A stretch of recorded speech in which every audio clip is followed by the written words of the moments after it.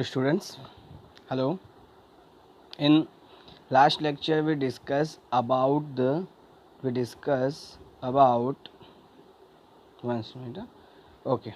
We discussed about vapor pressure of a solution containing only volatile solute. ठीक है ना, हमने सिर्फ और सिर्फ volatile solute के लिए वेपर प्रेशर का जो इक्वेशन था वो हमने क्या किया था, डिराइव किया था। हमने देखा था कि P total is equal to क्या होता है, तो P A plus P B होता है, ये हमने देखा था। ठीक है, then we discuss that PA, we put the value of a PA is P naught A zeta A plus P naught B is equal to zeta B। ठीक है, हमने वहाँ पे A को 1 से रिप्रेजेंट किया था और B को, ठीक है ना, B को क्या क्या किया था, 2 से हमने रिप्रेजेंट किया था। ये हमने लास्ट लेक्चर में हमने डिस्कशन किया था। ठीक है, now in this lecture we are going to discuss about the vapor pressure of a solution containing non volatile solute। Non volatile solute के बारे में हम इस लेक्चर में जो है वो डिस्कशन करने वाले हैं। ठीक है, जो पूरा लेक्चर है हमारा कुछ इस तरीके से चलेगा। जो फर्स्ट जो हम देखेंगे वो किसके बारे में देखने वाले हैं, फर्स्ट हम देखने वाले हैं कि नॉन वॉलेटाइल सॉल्यूशन जो होते हैं उसके लिए जो प्रेशर का इक्वेशन होता है वो हम डिराइव करने वाले हैं। उसके बाद हम इस प्रेशर की इक्वेशन की बेस पे कुछ न्यूमेरिकल्स जो है वो पूछे जाते हैं, न्यूमेरिकल्स कुछ पूछे जाते हैं वो डिस्कशन करने वाले हैं। और उसके बाद then we are going to discuss about the numerical based on equation of a volatile solution of a vapour pressure. ठीक है ना, जो पी टोटल वाला अभी हमने देखा ना लास्ट लेक्चर में, जो हम इक्वेशन देखा था उसके बेस पे हम कुछ क्या करने वाले हैं, तो न्यूमेरिकल डिस्कशन यहाँ पे हम करने वाले हैं। ठीक है, चलो तो आगे देखते हैं हम इस लेक्चर में हम क्या पढ़ने वाले हैं। तो पता ही है हमें कि सॉल्यूशन जो होता है वो सॉल्यूट और सॉल्वेंट का बना हुआ होता है, ये चीज़ हमें पता ही है। जो सॉल्यूट था लास्ट लेक्चर में देखा था, वो जो सॉल्यूट वहाँ पे था वो भी वॉलेटाइल था और सॉल्वेंट जो था वो भी, दोनों ही वॉलेटाइल थे। जबकि इस क्वेश्चन में हम देखेंगे कि जो हमारा सॉल्यूट है वो नॉन वॉलेटाइल है और जो सॉल्वेंट है वो क्या है, तो वॉलेटाइल सॉल्वेंट होने वाला है। ठीक है, ये नॉन वॉलेटाइल होने की वजह से हमें क्या पता चलता है, पहले तो समझो कि नॉन वॉलेटाइल और वॉलेटाइल का मतलब क्या है, वो मैंने वहाँ पे ही बताया था, वापस बता देता हूँ कि जो नॉन वॉलेटाइल होता है उसका मतलब होता है कि वो इजीली इवोपरेट नहीं कर सकते, और जो वॉलेटाइल होते हैं वो इजीली क्या कर सकते हैं, तो वेपोरेट कर सकते हैं, इवोपरेट कर सकते हैं। ये इजीली इवोपरेट नहीं कर सकते, मतलब कि ये वेपर में कन्वर्ट नहीं हो सकते। तो इस सॉल्यूट की वजह से हमें इक्वेशन में, तो मतलब कि हमारा जो सॉल्यूशन है वहाँ पे वेपर प्रेशर मिलने वाला नहीं है। ठीक है ना, मैंने क्या बताया, ये जो सॉल्यूट है वो क्या है, नॉन वॉलेटाइल होने की वजह से वेपर क्रिएट ही नहीं होगी, तो हमें वेपर प्रेशर मिलने वाला नहीं है। तो नॉन वॉलेटाइल सॉल्यूट की वजह से जो वेपर प्रेशर मिलता है वो कितना होता है, तो वो होता है 0 होता है। वो कितना होता है, 0 होता है। जबकि, ठीक है, जबकि जो सॉल्यूट है वो हमारा क्या है, तो जो हमारा सॉल्यूट होता है, ठीक है ना, वो क्या होता है, वो वॉलेटाइल है। वॉलेटाइल होने की वजह से वो क्या वेपर में क्रिएट हो सकता है, वेपर मोस्टली एक और चीज़, जो मोस्टली वॉलेटाइल सॉल्वेंट जो होते हैं वो क्या होते हैं, लिक्विड होते हैं। और जितने भी नॉन वॉलेटाइल सॉल्यूट जो होते हैं वो मोस्टली क्या होते हैं, तो सॉलिड्स होते हैं। ठीक है, मोस्टली क्या होते हैं, तो वो सॉलिड्स होते हैं। ठीक है, जो सॉल्यूट थे उसको हमने कंपोनेंट 1 से रिप्रेजेंट किया था, और सॉल्वेंट थे उसको हमने कंपोनेंट, ये सॉल्यूट को हमने कंपोनेंट 2 से रिप्रेजेंट किया था, सॉल्वेंट को हमने कंपोनेंट 1 से रिप्रेजेंट किया था। वॉलेटाइल सॉल्वेंट जो होते हैं वो वेपर में क्रिएट होते हैं, उसकी वजह से हमें वेपर प्रेशर मिलता है, उसकी वजह से वेपर प्रेशर हमें मिलता है। तो यहाँ पे एक चीज़ हमें, एक क्वेश्चन हमें आता है कि हमारे पास अगर इस बीकर में हमारे पास यहाँ पे क्या है, कंपोनेंट 2 और कंपोनेंट 1 दोनों ही प्रेजेंट है, तो यहाँ पे जो प्रेशर लगने वाला है वो तो सिर्फ और सिर्फ कंपोनेंट 1 की वजह से, ये जो हमारा कंपोनेंट 1 है उसकी वजह से वेपर प्रेशर लगेगा, मतलब कि प्रेशर जो लगेगा सिर्फ कंपोनेंट 1 के वेपर की वजह से लगेगा। तो यहाँ पे जो हमें प्रेशर मिलेगा वो सिर्फ और सिर्फ कंपोनेंट 1 की वजह से प्रेशर मिलने वाला है। तो क्या जब सिर्फ और सिर्फ एक बीकर में हमने कंपोनेंट 1 लिया होता है और उसकी वजह से जो प्रेशर लगता है वो हमने क्या बोला था, पी नॉट 1 के बराबर होता है। और अगर हम यहाँ पे इस सॉल्यूशन में, इसी सॉल्यूशन में, ये जो हमारा सॉल्यूशन था उसमें हम कंपोनेंट 2 को ऐड कर देते हैं तभी हमें ये मिलता है। तो ये नॉन वोलेटाइल सॉल्यूट ऐड करने के बाद जो ये प्रेशर मिलता है वो क्या पी नॉट ए होता है, वो क्या पी नॉट ए होता है या सिर्फ पी ए से हम उसको रिप्रेजेंट करेंगे, वो हम डिस्कशन करने वाला है। ठीक है, चलो आगे देख लेते हैं एक बार आगे क्या है हमारे पास। तो मैंने जैसे बताया था कि हमारे पास एक बीकर मैंने ले लिया है यहाँ पे। ठीक है, मैंने एक बीकर ले लिया है, इस बीकर में क्या है आप देख सकते हो, देखो। ठीक है, ऐसा एक मैंने बीकर ले लिया। इस बीकर में यहाँ पे ये मैं बोल रहा हूँ कि ये हमारा जो सॉल्यूशन है उसकी सरफेस है। इस सरफेस पे हमने यहाँ पे कंपोनेंट 1 को मैंने रिप्रेजेंट किया हुआ है। क्या किया है, कंपोनेंट 1 को मैंने रिप्रेजेंट किया हुआ है। यहाँ पे दिखाता हूँ, ये हमारा क्लोज वेसल है। यहाँ पे मैंने कंपोनेंट 1 को कुछ इस तरीके से रिप्रेजेंट किया हुआ है। तो यहाँ पे इस बीकर में सिर्फ और सिर्फ क्या है, वॉलेटाइल सॉल्यूट है। सिर्फ और सिर्फ क्या है, तो वॉलेटाइल क्या है, तो हमारे पास वॉलेटाइल सॉल्यूट्स है सिर्फ और सिर्फ। ओके, यहाँ पे इस बीकर में हमारे पास सिर्फ और सिर्फ वॉलेटाइल क्या है, तो सॉल्वेंट है, सॉल्यूट नहीं, सिर्फ और सिर्फ वॉलेटाइल सॉल्वेंट है। तो सरफेस पे सिर्फ और सिर्फ हमें क्या मिलेंगे, तो वॉलेटाइल सॉल्वेंट के मॉलिक्यूल्स हमें मिलने वाले हैं। वो क्या हो गए, उसकी वो इवोपरेट हो जाएंगे। तो यहाँ पे हमें क्या मिल जाएगा, उसके वेपर्स मिलेंगे और उसकी वजह से हमें जो प्रेशर मिलता है उसको मैंने यहाँ पे रिप्रेजेंट किया हुआ है पी नॉट 1 से। पी नॉट 1 से मैंने उसको रिप्रेजेंट किया हुआ है। यहाँ पे जो ये पी नॉट 1 होता है वो क्या होता है, vapour pressure of a pure component होता है। Vapour pressure of pure component होता है। ठीक है, उसके बाद मैं क्या बोल रहा हूँ कि इस सॉल्वेंट में ये जो हमारा सॉल्यूशन है, ठीक है, ये हमारा सॉल्यूशन है। ठीक है, क्लोज कंटेनर है, वो हम क्लोज कंटेनर में हमारे पास वॉलेटाइल सॉल्वेंट है। उस सॉल्यूशन में, मतलब कि ये जो सॉल्वेंट वाला हमारे पास सॉल्यूशन है उसमें मैं क्या करता हूँ, क्या डाल रहा हूँ, मैं नॉन वॉलेटाइल सॉल्यूट में डालने वाला हूँ। इसमें मैंने ऐड कर दूंगा। ऐड करने की वजह से मुझे यहाँ पे कुछ इस तरीके का एक सॉल्यूशन मिलेगा क्लोज वेसल में। तो क्या हो जाता है, अभी बी को इस बीकर में ऐड करने से, मतलब कि इस क्लोज वेसल में ऐड करने से अब क्या हो जाएगा कि ये जो सरफेस होती है उस सरफेस पे जो मॉलिक्यूल्स होते हैं, ठीक है, अब इसके अंदर कंपोनेंट 1 भी है और कंपोनेंट 2 भी है। तो यहाँ पे सरफेस पे हमें कंपोनेंट 1 भी मिलेंगे और कंपोनेंट 2 भी मिलते हैं, जो मैंने यहाँ पे कुछ रिप्रेजेंट किया हुआ है। ठीक है, बाद में हमें पता है कि जो कंपोनेंट 2 है, मतलब कि ये जो नॉन वोलेटाइल है वो तो इवोपोरेट नहीं हो सकते, ये इवोपोरेट नहीं हो सकते। तो यहाँ पे जो ये सॉल्यूशन है उसमें सिर्फ और सिर्फ इवोपोरेट कौन होने वाला है, तो कंपोनेंट 1 जो होते हैं वो सिर्फ और सिर्फ वो कंपोनेंट 1 ही क्या होते हैं, तो इवोपोरेट होते हैं। तो यहाँ पे कंपोनेंट 1 की वजह से सिर्फ और सिर्फ वेपर प्रेशर क्रिएट होगा। ठीक है, यहाँ पे हम ऐसा नहीं बोल सकते कि यहाँ पे जो वेपर प्रेशर क्रिएट होता है वो पी नॉट 1 होता है। पी नॉट 1 हम क्यों नहीं बोल सकते, क्योंकि अब यहाँ पे सरफेस पे क्या होते हैं, कंपोनेंट 2 भी होते हैं। ठीक है ना, यहाँ पे जो था वो सिर्फ और सिर्फ क्या थे, कंपोनेंट 1 थे। यहाँ पे अब सरफेस पे क्या हो जाते हैं, कंपोनेंट 2 भी आ जाते हैं। ठीक है ना, तो यहाँ पे सरफेस पे क्या हो जाता है, component 1, component number of component 1 जो होते हैं वो क्या हो जाते हैं, डिक्रीज हो जाते हैं कंपेयर टू इस बीकर में जो होते हैं। वो इस वेसल में जो कंपोनेंट सरफेस पे कंपोनेंट 1 होते हैं वो इस बीकर में जो कंपोनेंट 1 होता है उसके बदले क्या हो जाए, डिक्रीज हो जाता है। इन शॉर्ट आपको तो ये समझना है, ये जो बीकर है उसमें सरफेस पे जो कंपोनेंट 1 है कंपेयर टू दिस बीकर क्या हो जाते हैं, डिक्रीज हो जाता है। कंपेयर टू क्या हो जाते हैं, डिक्रीज हो जाते हैं। डिक्रीज हो जाने की वजह से यहाँ पे जो पी नॉट 1 होता है वो क्या होता है, ग्रेटर देन होता है पी 1 से।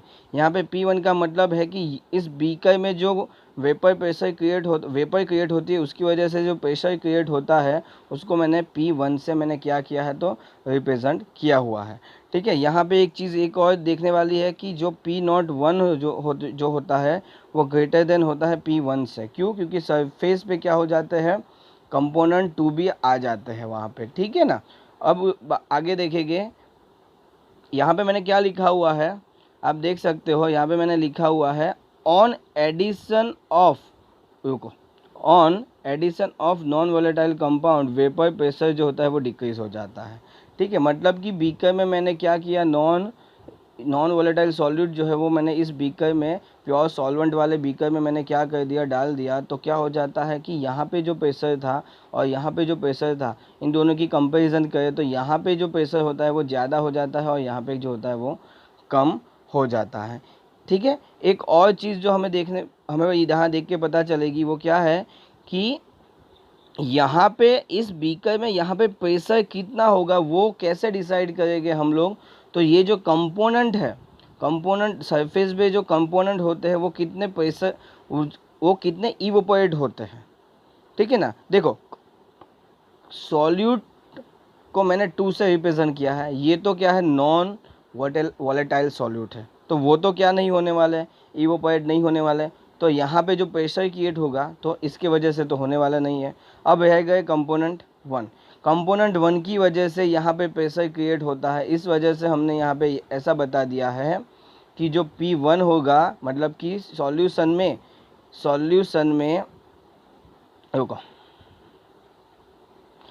ये जो हमारा सॉल्यूशन था इस बीकर में, उसका जो प्रेशर P1 था वो किसके प्रोपोर्शनल में होगा, तो मोल फ्रैक्शन ऑफ कंपोनेंट 1, क्योंकि कंपोनेंट 1 की वजह से ही हमें प्रेशर मिल रहा है उस सॉल्यूशन में। ठीक है, तो जो P1 होता है वो किसके डायरेक्टली प्रोपोर्शनल में होता है, तो जीटा 1 के। वो क्या था हमारा राउल्स लॉ मैंने लास्ट लेक्चर में बताया था कि in solution vapour pressure of a component is directly proportional to mole fraction of that component। ठीक है, यहाँ पे प्रोपोर्शनलिटी को रिमूव करने के लिए मैंने बता दिया P1 होता है के जीटा 1 के बराबर, और के की वैल्यू मैंने फाइंड कैसे करनी है वो भी बताई थी। के की वैल्यू आ जाती है P01। लास्ट लेक्चर में ये मैंने बताया था ये कैसे आता है, वो अगर नहीं पता है तो लास्ट लेक्चर देख लो आप लोग। ठीक है, तो यहाँ पे क्या हो जाएगा, P1 इज इक्वल टू आ जाएगा P01 जीटा 1 आ जाएगा। ठीक है, ये एक इक्वेशन के बेस हमें बहुत सारे न्यूमेरिकल पूछे जाते हैं, ये आपको याद कर लेना है। ठीक है, जहाँ पे इस इक्वेशन में जो हमारा ये जो इक्वेशन था P1 is equal to P01 zeta 1, यहाँ पे जो प्रेशर 1 था वो क्या है, vapour pressure of A solution. P1 क्या था, तो vapour pressure of A solution होता है, और P01 जो होता है वो क्या होता है, सॉल्यूशन, मतलब कि प्योर कंपोनेंट 1 जो था, यहाँ पे जो ये बीकर था उसमें जो प्रेशर था वो होता है, और जीटा 1 बराबर क्या हो जाता है, तो मोल फ्रैक्शन ऑफ ए कंपोनेंट 1 जो है वो हो जाता है। ठीक है, तो यहाँ तक हमने डिस्कशन कर दिया। अब हम देखेंगे कि यहाँ पे जो ये P1 is equal to P01 x1 था, उस इक्वेशन को हम दूसरे कैसे रिप्रेजेंट कर सकते हैं, मतलब कैसे दूसरे तरीके से हम उसको रिप्रेजेंट कर सकते हैं वो हम अब देखने वाले हैं। तो यहाँ पे जैसे मैंने बताया था, रुको, ओके, तो यहाँ पे जैसे मैंने बताया हुआ था P1 इज इक्वल टू क्या होता है, तो P1 is equal to P01 x1 होता है, और यहाँ पे x1 प्लस x2 हमारे सॉल्यूशन में कंपोनेंट 1 था और कंपोनेंट 2 था, तो इन दोनों के मोल फ्रैक्शन का मैं सम करूँगा तो 1 आएगा। ठीक है, 1 आने के बाद मैं क्या करूँगा, x1 इज इक्वल टू मैं क्या कर दूँगा 1 माइनस x2।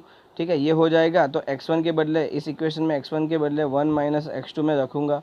ठीक है, रखने के बाद मुझे ये इक्वेशन मिलेगा। ठीक है, ये इक्वेशन मिल गया, और इस इक्वेशन को जिस तरीके से मैंने सिंप्लीफाई किया है वो देख सकते हो कि P1 को पहले इससे मैंने मल्टीप्लाई किया, बाद में इससे मल्टीप्लाई किया, तो हमें ये इक्वेशन मिला।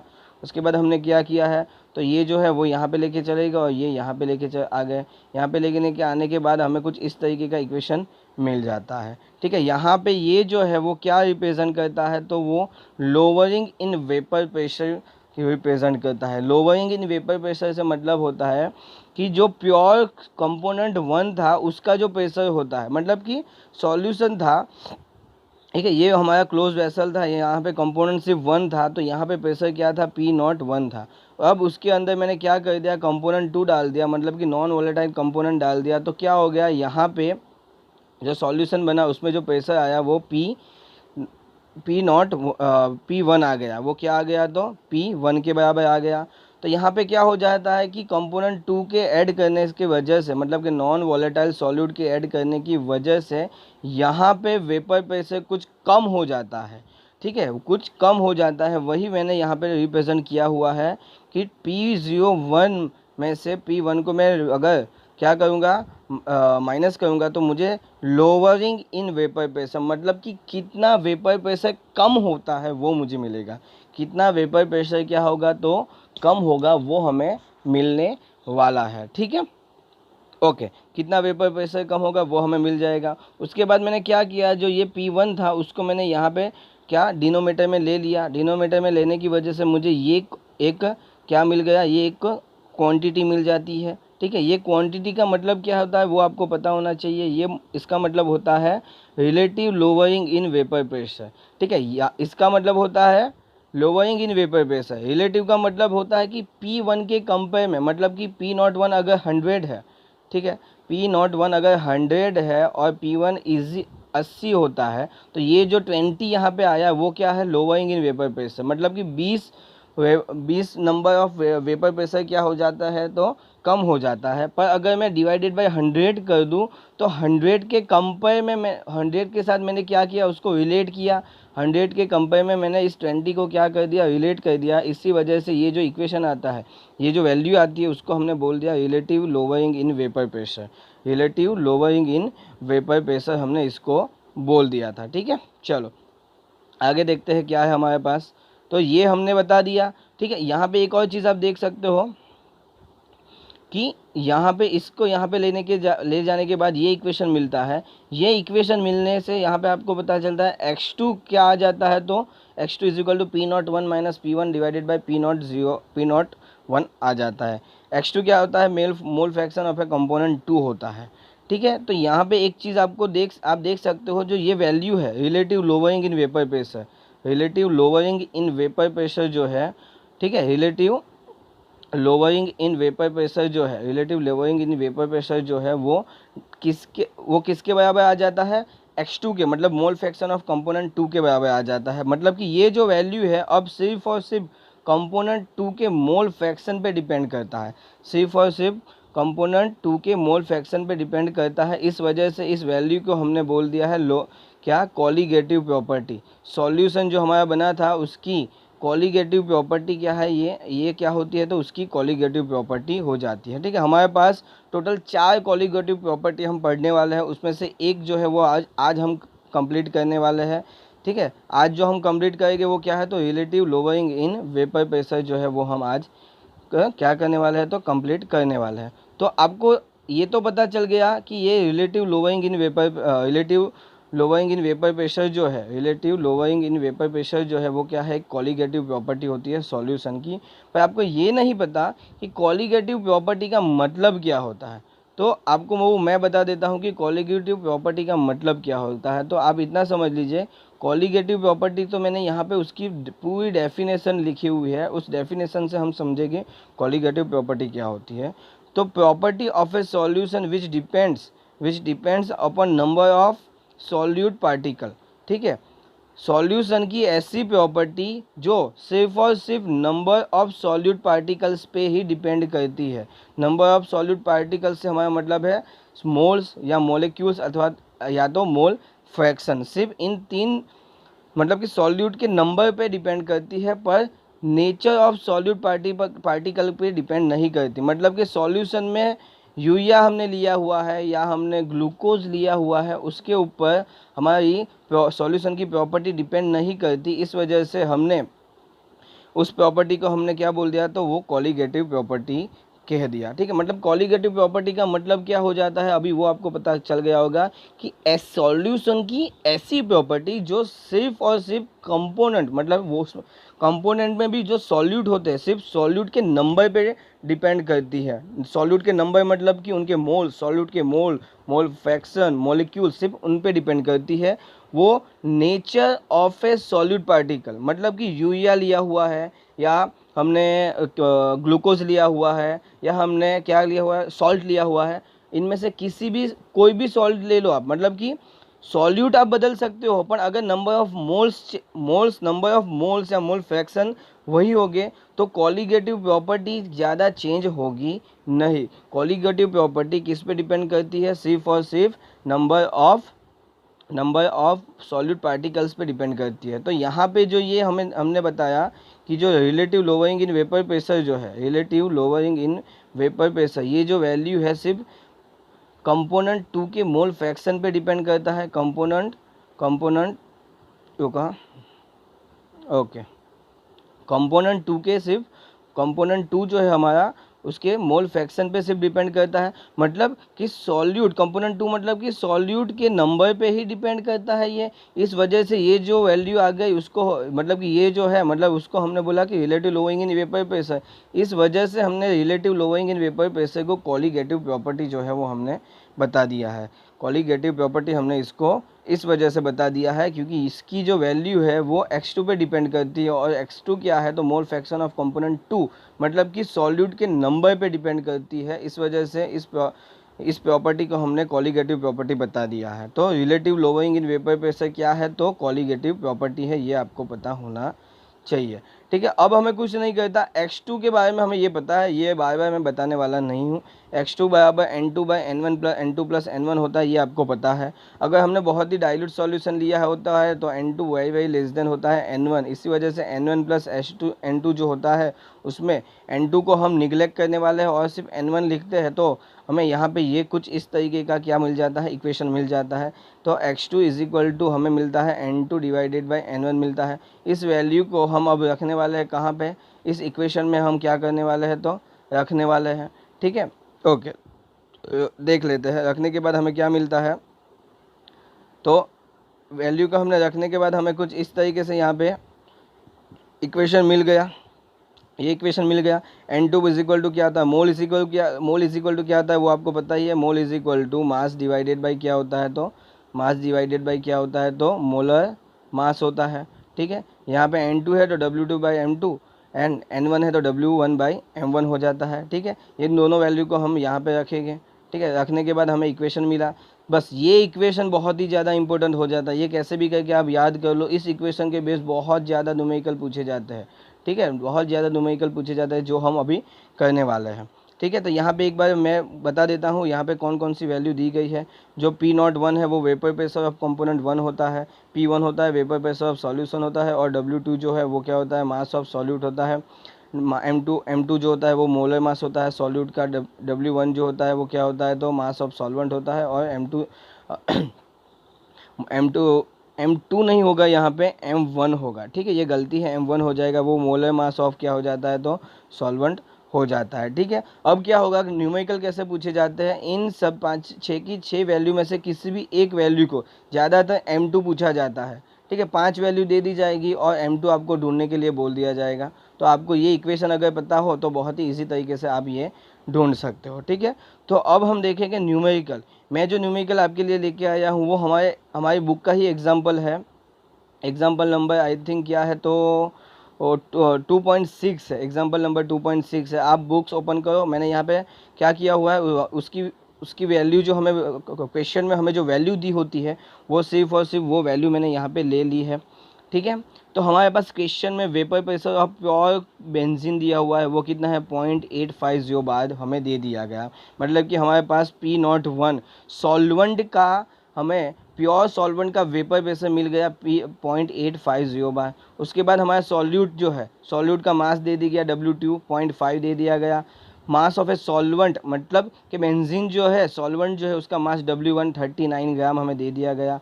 P1 मतलब कि सॉल्यूशन का प्रेशर भी हमें दे दिया गया है, 0.850 बार होता है।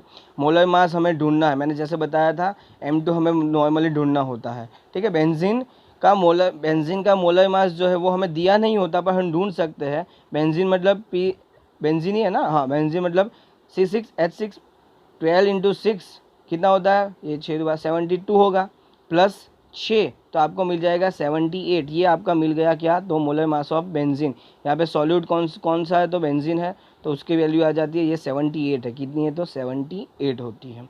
ठीक है, तो ये सब वैल्यू हमें मिल गई। सिर्फ ये इक्वेशन हमें पता होता है, इस इक्वेशन में हम वैल्यू रखेंगे, जो भी आंसर आ गया वो आपको मुझे कमेंट करके क्या करना है को कमेंट बॉक्स में बताना है कि हमारे M2 की वैल्यू क्या आती है। मैंने जानबूझ के यहाँ पे M2 की वैल्यू क्या नहीं लिखी हुई नहीं है, आप मुझे कमेंट करके बताओ कि आपकी वैल्यू कितनी आती है, ठीक है।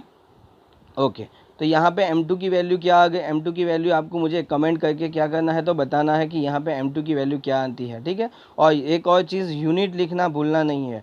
एक पूरा न्यूमेरिकल आप अच्छे से करोगे, अगर न्यूमेरिकल यूनिट नहीं लिखोगे तो पूरा 1 मार्क्स आपका कट हो जाता है, तो ये गलती नहीं करना है, ठीक है। अब हम देखने वाले हैं एग्जाम्पल नंबर, बुक का ही एग्जाम्पल है ये, एग्जाम्पल नंबर 2.5 है। क्या है तो ये एग्जाम का बुक का एग्जाम्पल नंबर 2.5 क्या दिया हुआ है हमारे पास, देखो क्लोरोफॉर्म वेपर प्रेशर हमें दिया गया है, किसका, क्लोरोफॉर्म का। क्लोरोफॉर्म की मोलिकुलर फॉर्मूला आपको याद कर लेनी है, CHCl3। ये क्यों याद करनी है, क्योंकि हमें अभी मोलर मास भी इसका निकालना होता है, तो अगर फॉर्मूला याद होगी तभी हम क्या कर सकते हैं, मोलर मास निकाल सकते हैं। Vapour pressure of A chloroform हमें दिया गया है 200 मिलीमीटर Hg, मतलब कि P01 मैंने उसको मान लिया है। और vapour pressure of A dichloromethane CH2, इसको भी याद कर लो, CH2Cl2 डाइक्लोरोमीथेन CH2Cl2, उसका वेपर प्रेशर 415 मिलीमीटर पर Hg जो है वो होता है, ये आपको पता होना चाहिए, ठीक है। उसके बाद हमें कैलकुलेट क्या करना है वो देख लेते हैं। हमें कैलकुलेट करना है यहाँ पे total vapour pressure of A solution, मतलब कि vapour pressure of A solution मतलब कि P टोटल हमें क्या करना है तो कैलकुलेट करना है। मास हमें दिया हुआ है, क्लोरोफॉर्म और डाइक्लोरोमीथेन का मास हमें दिया हुआ है 25.5 और 40 दिया हुआ है। उसके बाद दूसरा हमें और एक चीज़ ढूंढने के लिए बोल दी गई है कि हमें ढूंढना है हमें क्या ढूंढना है तो मोल fraction of each component in vapour phase, मतलब कि अब तक जो हम x1 और x2 की जो बात कर रहे थे वो क्या थे, सॉल्यूशन में मोल फ्रैक्शन, कंपोनेंट 1 और कंपोनेंट 2 के सॉल्यूशन में मोल फ्रैक्शन। अब कंटेनर में ये जो सॉल्यूशन है यहाँ पे क्या होता है तो ये वेपर फेज होता है, और ये क्या होता है, ये सॉल्यूशन होता है, ये वेपर फेज होता है। यहाँ पे जो मोल फ्रैक्शन है उसको zeta1 और zeta2 से हम रिप्रेजेंट करते हैं, और ये जो वेपर फेज होता है वहाँ पे y1 और y2 से हम रिप्रेजेंट करते हैं। तो हमें यहाँ पे वेपर फेज में मोल फ्रैक्शन कंपोनेंट के ढूंढने हैं, दोनों ही कंपोनेंट के हमें मोल फ्रैक्शन ढूंढने हैं वेपर फेज में, ठीक है। फर्स्ट हम देखते हैं कंपोनेंट, फर्स्ट जो हमें क्वेश्चन बोला गया है वो हम देखेंगे कि P टोटल हमें ढूंढने के लिए बोल दिया गया है। तो P टोटल ढूंढने के लिए हमें तो बोल दिया गया है, और हमारे पास P टोटल ढूंढने के लिए इक्वेशन तो यही है कि P total is equal to होता है P1 प्लस P2 होता है। P1 को हम P01 x1 से रिप्रेजेंट करते हैं zeta1 से, और P02 zeta2 से हम उसको रिप्रेजेंट करते हैं, ठीक है। यहाँ पे हमारे पास zeta1 ढूंढने के लिए ये इक्वेशन है, और zeta2 ढूंढने के लिए ये हमारे पास क्या है तो इक्वेशन अवेलेबल होता है, ठीक है। उसके बाद तो x1 zeta1 और zeta2 हमें ढूंढने के लिए हमें n2 और n1 और n2 पता होने चाहिए। n1 मतलब कि हमारे पास जो क्लोरोफॉर्म है उसका मास दिया हुआ है तो n1 इजीली निकाल सकते हैं, और हमारे पास जो डाइक्लोरोमीथेन दिया हुआ है उसका भी मास हमें दिया हुआ है, तो इजीली हम क्या कर सकते हैं उनके मोल्स निकाल सकते हैं, ठीक है। तो मैंने यहाँ पे क्या किया है, सिर्फ इक्वेशन रखा है, moles is equal to mass divided by molar mass, ये इक्वेशन रखा। मास हमें ये दिया हुआ है कितना है तो जो हमारा क्लोरोफॉर्म है उसका 25.5 होता है, यहाँ पे मैंने मोलर मास ढूंढ लिया, ठीक है, वो आता है 119.5 ग्राम अपन मोल आता है, ठीक है। तो ये यहाँ मैंने वैल्यू रख दी है, ठीक है। ये वैल्यू को कैलकुलेट करने के बाद आपका आंसर आ जाता है 0.213 मोल, 0.21 मोल 3 जो है आपका आंसर आ जाता है। उसी तरीके से मैंने यहाँ पे मोलर मास ऑफ डाइक्लोरोमीथेन भी मैंने ढूंढ लिया है, ठीक है। तो उसकी वैल्यू आ जाती है 85 ग्राम अपन मोल आ जाती है। ये वैल्यू को मैंने इस इक्वेशन में रख दिया, ठीक है। कौन सा इक्वेशन, मतलब कि मोल divided by mass upon molar mass हमें दिया हुआ था 40 और मोलर मास था 85। इसको मैंने सॉल्व किया तब जाके मेरा आ गया 47 मोल जो है वो हमारा आ गया है, ठीक है। यहाँ तक आपको पता चल गया है, ठीक है। तो यहाँ पे हमें n1 और n2 मिल गए, तो इजीली zeta1 और zeta2 हमें क्या है तो मिल सकते हैं, ठीक है। ओके, देख लेते हैं।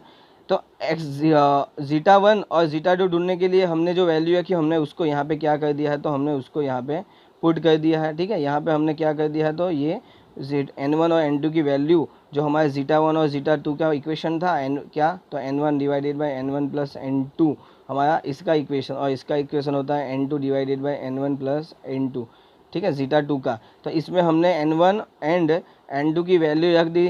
रखने के बाद हमें कुछ इस तरीके का क्या मिल जाता है, इक्वेशन मिल जाता है। इसको कैलकुलेट करने के बाद आपको आंसर मिलेगा ज़ीटा 1 इज इक्वल टू 0.318 और ज़ीटा 2 इज इक्वल टू 0.688। आपका क्या हो जाता है, तो आंसर आ जाता है, क्या आ जाता है, आपका आंसर आ गया। ज़ीटा 1 ज़ीटा 2 मिल गया, ठीक है, ठीक है। तो अब हमारे पास सब अवेलेबल है पी टोटल को ढूंढने के लिए। P total is equal to होता है P1 प्लस P2 होता है, जिसमें P1 इज इक्वल टू होता है P01 zeta 1 plus P02 is equal to होता है ज़ीटा 2 होता है। P1 अवेलेबल है, X1 अवेलेबल है, P02 अवेलेबल है और X2 भी अवेलेबल है। हमको क्या करना है, सिर्फ इस इक्वेशन में सभी वैल्यू को पुट करना है, जो मैंने यहाँ पे किया हुआ है। पुट करने के बाद मुझे यहाँ पे क्या मिल जाता है, इसको कैलकुलेट करूँगा तो मुझे मिल जाएगा, आंसर आ जाता है 347.9।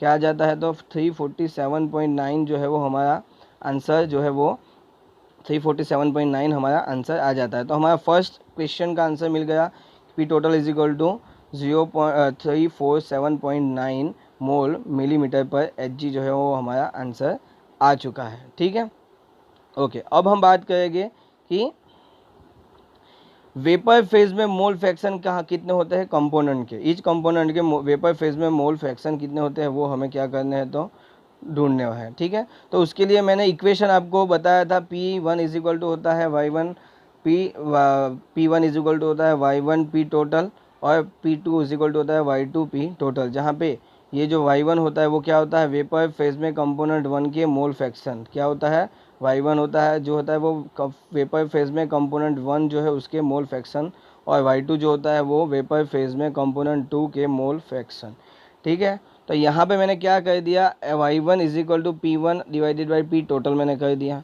ठीक है, P टोटल मैंने कर दिया। हमारे पास P टोटल तो अवेलेबल है, पर P1 यहाँ पे अवेलेबल हमारे पास नहीं है, ठीक है। पर हमने, अगर आप अच्छे से देखा होगा तो P1 हमने ढूंढा हुआ है, कहाँ पे, तो यहाँ पे, कहाँ पे, तो यहाँ पे P टोटल क्या था, P1 प्लस P टोटल क्या था, तो P1 प्लस P2 था, और P1 इज इक्वल टू क्या था, P01 X2 था, और इसको कैलकुलेट करने के बाद आपका आंसर आ गया था 62.38। तो यहाँ पे P1 इज इक्वल टू होता था 62.38 हो जाएगा। इस वैल्यू को हम इस इक्वेशन में रखेंगे, ठीक है। उसी तरीके से P2 इज इक्वल टू होता था P02 X2 होता था, ठीक है। उसके बाद इसको मैंने कैलकुलेट कर दिया, यहाँ पे आप देख सकते हो, इसको मैंने कैलकुलेट कर दिया तो मेरा आंसर आ गया 285.52। तो यहाँ पे आपका P2 की वैल्यू आपको यहाँ पे मिली थी 285 पॉइंट क्या था, तो 52 था, 285 पॉइंट क्या था, तो 52 था। तो अब क्या करना है आपको, जो ये इक्वेशन है वहाँ पे P1 भी मैंने बता दिया, हमने ढूंढ लिया था, P टोटल हमें पता था, हमने ढूंढा हुआ 347.9 ये रख दिया है, ठीक है ना। ये रखने के बाद आपको क्या पता चलता है कि y1 अब इजीली मिल जाता है ना, इसका कैलकुलेशन आप करते हो तो आपका आंसर आ जाएगा 0.179 किसके लिए, y1 के लिए, जबकि y2 के लिए उसका आंसर आ जाता है 0.82 आपका जो है वो क्या आ जाता है, तो आंसर आ जाता है, ठीक है। चलो एक और चीज़ देखने वाली है कि y1 प्लस y2 करोगे तो भी आपका आंसर 1 ही आने वाला है, ठीक है। मतलब कि जो हमने बात बताई थी कि सॉल्यूशन में जो कंपोनेंट होते हैं उन सभी कंपोनेंट के मोल फ्रैक्शन का मैं अगर क्या करता हूँ, सम करता हूँ, तो वो क्या आ जाता है, 1 आ जाता है। तो यहाँ पे भी वो क्या होता है, 2 हो जाता है, ठीक है, वो क्या हो जाता है, तो 2 हो जाता है। तो कुछ इस तरीके से हमें क्या क्या है, हमें आंसर मिल जाता है, ठीक है, कुछ इस तरीके से हमें आंसर जो है वो हमें मिल जाता है, ठीक है। उसके बाद अब जो है हमारे पास न्यूमेरिकल जो है वो क्या है, तो इंटेक्स का क्वेश्चन नंबर है हमारे पास, ठीक है। इंटेक्स का क्वेश्चन नंबर है 2.8, ठीक है। ये मैं आपको घर से ही दे रहा हूँ, मैंने गिना यहाँ पे गिना हुआ था, पर यहाँ पे टाइम थोड़ा ज़्यादा हो जा रहा है यहाँ पे, इसलिए इस वजह से मैं नहीं करवाने वाला अभी, ठीक है। तो इसका आंसर आपको कमेंट करना होगा, ये होमवर्क में आपको दे रहा हूँ, ठीक है। इंटेक्स का क्वेश्चन है 2.8, ये आपको घर से करना है, और वीडियो में आपको क्या करना है, तो कमेंट करना है, कमेंट करके मुझे इसका आंसर बताना है, और जो फर्स्ट न्यूमेरिकल किया था हमने उसका भी आंसर मुझे कमेंट करके आपको बताना है, ठीक है। एक और चीज़ आपको बतानी है कि चलो ये तो हमारा यहाँ पे हमारा न्यूमेरिकल पोर्शन ख़त्म हो जाता है। तो अभी आपको एक और चीज़ बतानी है कि मैं बोर्ड पे पढ़ाता हूँ, वो वीडियो आपको इजीली वो वीडियो से आपको पढ़ना अच्छा लगता है, या जो इस तरीके से मैं PDF फॉर्म में और यहाँ से वीडियो उतार के आपको भेजता हूँ, वो आपको पढ़ने में कौन सा इजी रहता है, आपको कौन से किस में आपको बहुत ही इजी तरीके से समझ आ जाता है, वो मुझे आपको कमेंट करके बताना है। अगर आप कैसे बताओगे, तो आपको बताना है कि सर आपको सिर्फ इतना लिखना है कि सर बोर्ड पे पढ़ाते हो, बोर्ड लिख दो, मतलब कि मैं समझ जाऊंगा कि आपको बोर्ड पे मैं पढ़ाता हूँ तो आपको अच्छा लगता है, या PDF लिख दो, PDF पे पढ़ाता हूँ वो आपको अच्छा लगता है। ठीक है, जो भी ज़्यादा होगा, मतलब कि PDF की कमेंट ज़्यादा आ गई, तो हम कुछ इसी तरीके से सारे के सारे वीडियो को मैं क्या करूँगा, आपके लिए लेके आऊँगा। ठीक है, चलो।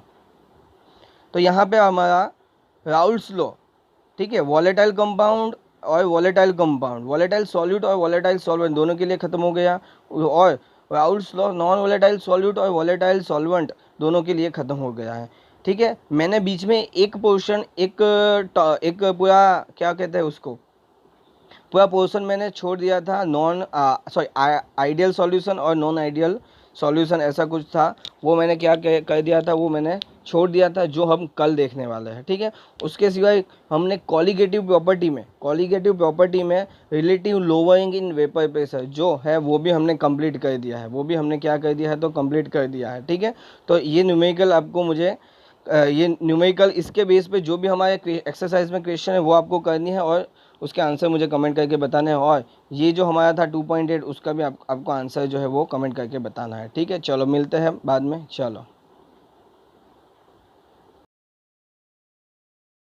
Like and share my videos with your friends, give comments, also subscribe my YouTube channel Aditya Shinde. Thank you for watching.